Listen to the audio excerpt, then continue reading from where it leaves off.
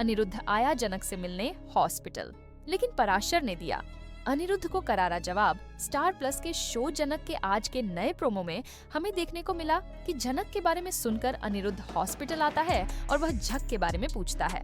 वह डॉक्टर से कहता है कि वह झक को दूसरे हॉस्पिटल में शिफ्ट करना चाहता है ताकि उसका इलाज अच्छे से हो सके। तभी वहाँ पराशर आ जाता है और वह अनिरुद्ध से कहता है कि झनक के बारे में उसे पहले सोचना चाहिए था। झनक अभी भी जिंदा है, मरी नहीं है, लेकिन मौत से पहले एक मानसिक मौत होती है जो अनिरुद्ध ने झनक को पहले ही दे दी थी। जब वह मून को गांव से लेकर चला गया था और झक के बारे में अनिरुद्ध ने कुछ नहीं सोचा, लेकिन तभी पराशर अनिरुद्ध से कहता है कि वह झक को इस तरह बेइज्जत नहीं होने देगा। पराशर अनिरुद्ध को पूरी सच्चाई बता देता है कि झनक के पेट में जो बच्चा है वह उसी का है। अनिरुद्ध का पराशर यह भी कहता है कि उसने तो सिर्फ जनक और उसकी बेटी मून की रक्षा के लिए उनका साथ दिया था। उसने जनक को एक पहचान दी, उसे सहारा दिया, लेकिन उनके बीच वैसा कोई रिश्ता नहीं है जैसा दुनिया समझ रही है। पराशर कहता है कि जनक मेरी पत्नी नहीं है, लेकिन अब मैं उसे अपने सच्चे दिल से अपनी पत्नी बनाना चाहता हूँ। इसलिए अब तुम हमारे बीच नहीं आओगे। मैं जनक के लिए लड़ूंगा, उसका साथ दूंगा, चाहे कुछ भी हो जाए। लेकिन अनिरुद्ध भी अब अपने पुराने रूप में नहीं है। वह पूरी तरह बदल चुका है और वह भी झनक को वापस पाना चाहता है। अनिरुद्ध गुस्से में और भावुक होकर कहता है कि उससे बहुत बड़ी गलती हो गई थी, लेकिन अब वह अपनी गलती को दोहराना नहीं चाहता। वह झनक और अपने बच्चे को अपने साथ कोलकाता ले जाना चाहता है। वह उन्हें एक नई जिंदगी देना चाहता है। अनिरुद्ध पराशर से कहता है, मैं जानता हूँ मैंने झनक का दिल तोड़ा, लेकिन अब मैं उसे और अपने बच्चे को एक बेहतर भविष्य देना चाहता हूँ। मैं अपने परिवार को वापस पाना चाहता हूँ। किसी भी कीमत पर इस पर पराशर और अनिरुद्ध के बीच बहस शुरू हो जाती है।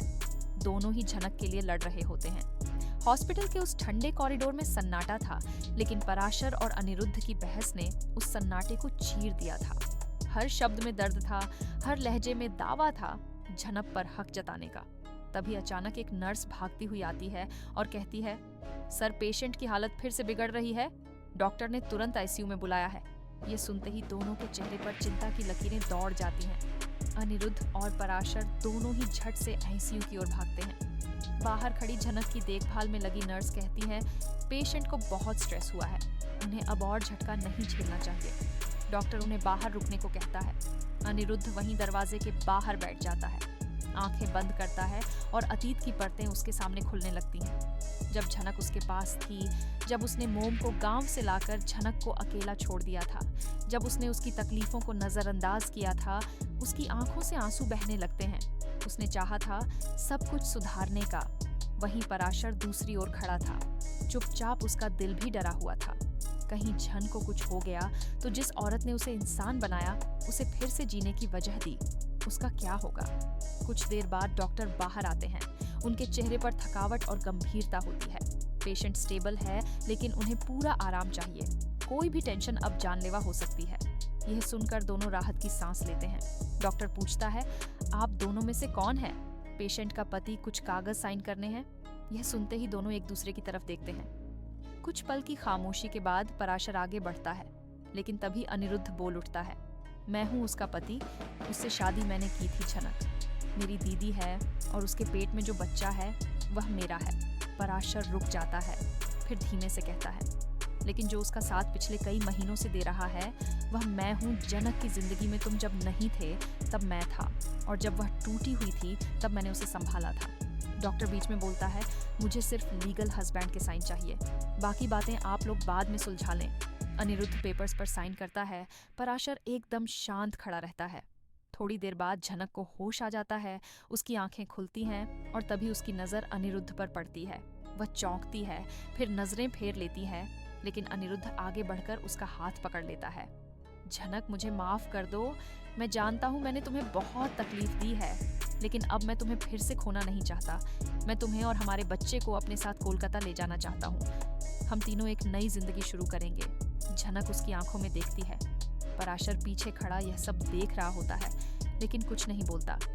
झनक ढीले से कहती है, अनिरुद्ध, माफ करना आसान होता है, लेकिन भूलना नहीं। जब मुझे तुम्हारी सबसे ज्यादा जरूरत थी, तुम नहीं थे आज। जब मैं जीना सीख चुकी हूँ, अपने पैरों पर खड़ी हूँ, तो क्या फिर से तुम्हारे साथ चलना सही होगा? अनिरुद्ध झुककर कहता है, जनक, मैं अब वो इंसान नहीं रहा जो तुम्हें छोड़ गया था। मैं बदल चुका हूँ और मैं साबित करके दिखाऊंगा कि मैं एक अच्छा पति और अच्छा पिता बन सकता हूँ। जनक कुछ नहीं कहती, उसकी आंखें फिर से भीग जाती हैं। तभी पराशर बोल पड़ता है, अनिरुद्ध, अगर तुम्हें लगता है कि सिर्फ सॉरी बोलकर सब ठीक हो जाएगा तो तुम गलत हो। जनक को अब फैसला करना होगा, वो किसके साथ रहना चाहती है। ये सुनकर पूरा माहौल ठहर जाता है। सबकी निगाहें जनक पर टिक जाती हैं। जनक धीरे से उठकर बैठती है। उसकी आवाज़ कांप रही होती है, लेकिन शब्द मजबूत होते हैं। मैं अब किसी की जिम्मेदारी नहीं बनना चाहती, ना पराशर की, ना अनिरुद्ध की। मैं अब अपने बच्चे के साथ,